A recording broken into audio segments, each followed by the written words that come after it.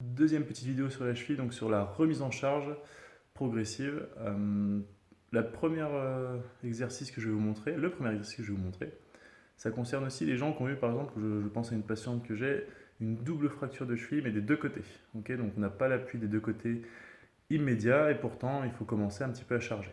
Donc pour ça, ce que je vous encourage à faire, hop, un genou qui vous sert d'appui et non pas votre cheville opérée par exemple, et puis l'autre pied au sol. Et là, petit à petit, vous allez pouvoir commencer à vous appuyer un petit peu dessus. Tout simplement. D'avant en arrière, et puis petit à petit, vous pouvez vous grandir un petit peu et venir appuyer dessus. Simplement comme ça. Vous pouvez essayer de tenir le plus longtemps possible, et si vous le sentez, vous essayez de vous grandir un petit peu. Même si vous n'êtes pas complètement appuyé sur le genou, il y a toujours une partie du corps qui est délestée, puisque la jambe, elle, est un petit peu en appui sur le canapé. D'accord ? Voilà. Tout simplement. Ensuite, pour ceux qui, eux, eh bien, ont une jambe valide, et puis celle qui ne va pas, et bien, simplement, vous allez vous mettre debout sur les deux, avec beaucoup plus d'appui sur la jambe qui va bien. Celle-là, normalement, il n'y aura pas de souci, vous aurez l'équilibre. Et donc, petit à petit, vous allez venir poser la jambe qui ne va pas à plat. Ok. Vous essayez de pas trop vous envoyer la jambe derrière, parce que sinon ça donne ça.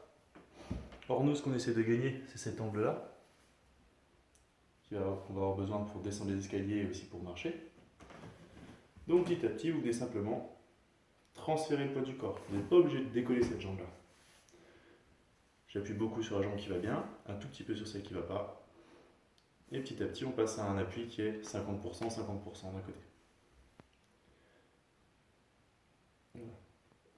Une fois que vous en êtes là, vous pouvez, tout en faisant cet appui, essayer de garder le dôme un petit peu sous le pied. Ça, c'est pour muscler les muscles intrinsèques, d'accord ? Pour le gainage du pied. Vous essayez de garder ce dôme, et petit à petit, vous appuyez un peu plus. Ok, et vous relâchez. Je fais le dôme, et je fais un peu plus. Et je relâche. Dans le même état d'esprit, vous pouvez faire ça aussi, ce sera peut-être un peu plus compliqué au début. Vous pouvez vous mettre face à un évier, une chaise, une table, peu importe. Et vous allez pouvoir commencer à bouger un petit peu. Donc ça veut dire par exemple, que pour vous voyez, rester à 50-50, on s'en fiche d'appuyer beaucoup plus sur celle-là au début. C'est histoire de s'échauffer et de se mettre en route aussi, les premières semaines, d'accord ? En vous tenant donc à votre évier ou votre chaise, c'est de pouvoir monter un petit peu sur la pointe de pied et descendre. D'accord. Je me tiens à ma chaise ou à mon évier, je monte et je descends. Voilà.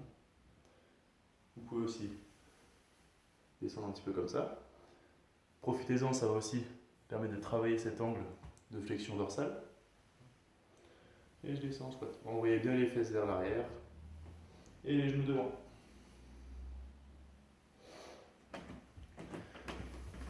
Toujours dans cet esprit de remise en charge progressive, même si vous n'arrivez pas à appuyer 50%, 50% sur votre pied malade et votre pied sain, parce que peut-être que le pied malade fait un petit peu trop mal, et bien c'est pas grave. Vous appuyez beaucoup plus sur le pied sain, un petit peu moins sur le pied malade, et puis chaque jour, petit à petit, vous passerez les paliers, vous pourrez appuyer de plus en plus.